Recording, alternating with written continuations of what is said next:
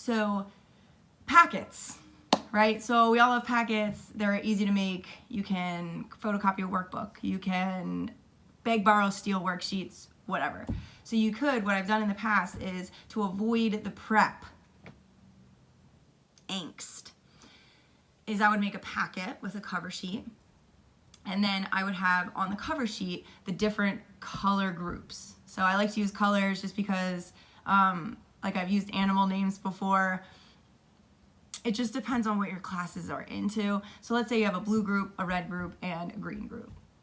Well, on the front of the packet, you can have a specific, every kid gets the same packet. And on the front of the packet, it's like, okay, well, if you're in the blue group, do these problems and follow these directions. If you're in the green group, do these. If you're in the red group, do these. So then you have something that you can give to every student. You don't have to plan 3 different things, but you could say, oh yeah, okay, red group, you guys are gonna have to skip like the first 3 pages and then do page 4 through 7 and then do the evens on page 8. And so then you kind of have this idea of giving all the students the same thing, low prep, not really worried about like cleaning up cards and, you know, supplies, materials, getting stuff back in the bags. So that was just one thing I thought of in between videos I wanted to share with you.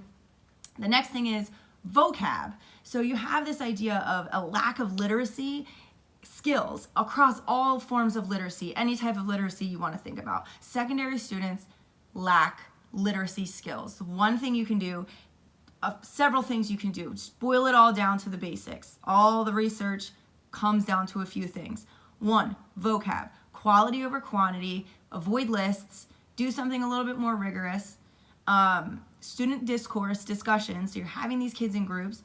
Be very explicit. If you want them to discuss something, then they are required to write a summary of the discussion. My partner said this. I said this. My partner said this, and I said this. Bullets. Don't even require too much independent writing. Kids are overwhelmed by that.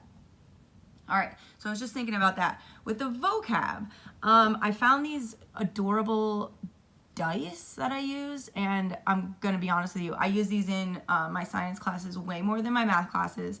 I feel like lit, you can use these in an ELA class, reading, you can use these in science, anything with vocab, because you have draw a picture, they roll the dice. They roll the die with their group. And then they can draw a picture, write a sentence using the word, including a hint to what the word means, a memory clue, come up with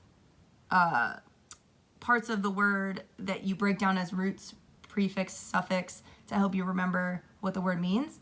And without using a dictionary, write the definition of the word, find a synonym, find an antonym of the word. So some of these, the kids just have to think outside the box. Like you can't, sometimes the synonym and antonym, if you're in an ecology class or a health class, they won't exactly be a synonym or antonym, but you can kind of let your kids know, well, that's kind of like an example and a non-example. You can come up with whatever you want on these dice. And you can buy blank ones and you can write on them and you can glue stuff on them. So that's just something I have in here. I have vocab cards and prompts.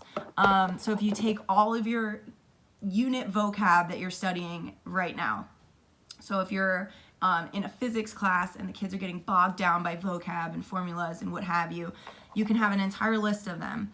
And then I just have choose any word, make a graphic organizer, Freyer model, showing what that word means, right? And these are things that you can establish with the students. You can have little videos that say, what is this? You can link to a website that explains it. These are secondary students. So push your high school students to be independent. They're gonna need to be independent, okay? The major adolescent malfunction is executive functioning. So if we can help them with that, they're gonna be better off in the long run.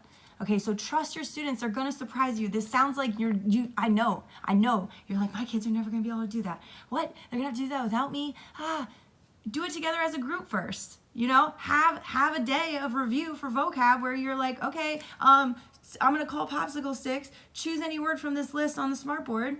Tell me, let's make a graphic organizer for it really quick. What would you put in the graphic organizer? Go. What would you put in this side? Go. And then the kids can kind of get a sense as a safe group what to do. And when they see these again during tiered group time, they're going to know what to do.